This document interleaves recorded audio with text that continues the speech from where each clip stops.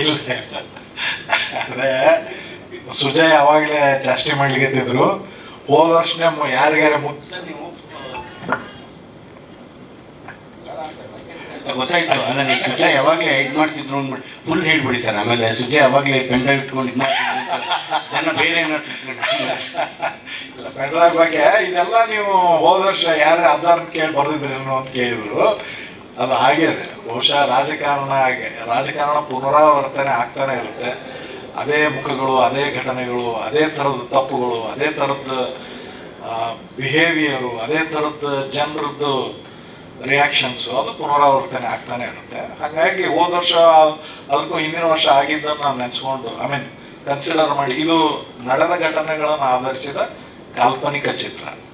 ಹಾಗಾಗಿ ಆ ಕಥೆಯೊಳಗೆ ಅದನ್ನು ಬಳಸ್ಕೊಂಡಿದ್ದೀನಿ. ಅದು ಜನರಿಗೆ ಅದು ಈಗ ಅದು ಹಿಡ್ಕೊಂಡದಷ್ಟೇ,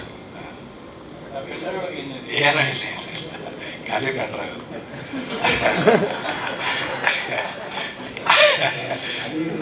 ಅದು ನೀವು ನೋಟಿಸ್ ಮಾಡಿದಿರೋ ಇಲ್ಲೋ ಗೊತ್ತಿಲ್ಲ. ನೋಟಿಸ್ ಮಾಡಿದಾರ ಇಲ್ಲ ಗೊತ್ತಿಲ್ಲ.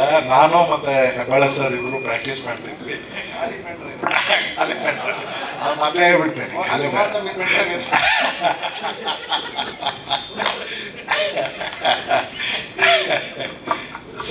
ಅದರಲ್ಲಿ ಏನಿಲ್ಲ.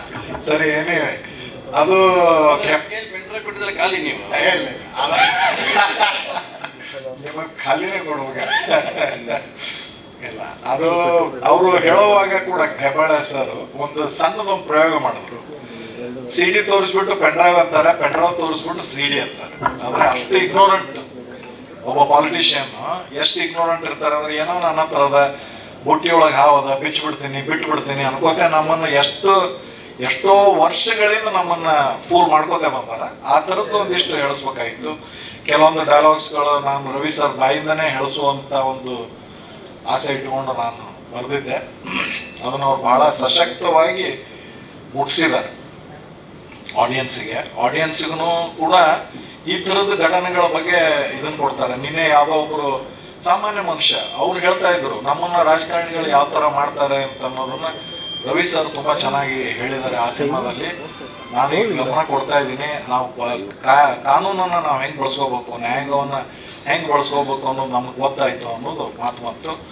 ಅಷ್ಟರ ಮಟ್ಟಿಗೆ ನಾನು ಅದರೊಳಗೆ ಯಶಸ್ಸು ರವಿ ಸರ್ ಮುಖಾಂತರ ದಾಟಿಸಿದ್ದಕ್ಕೆ ನನಗೆ ಖುಷಿ.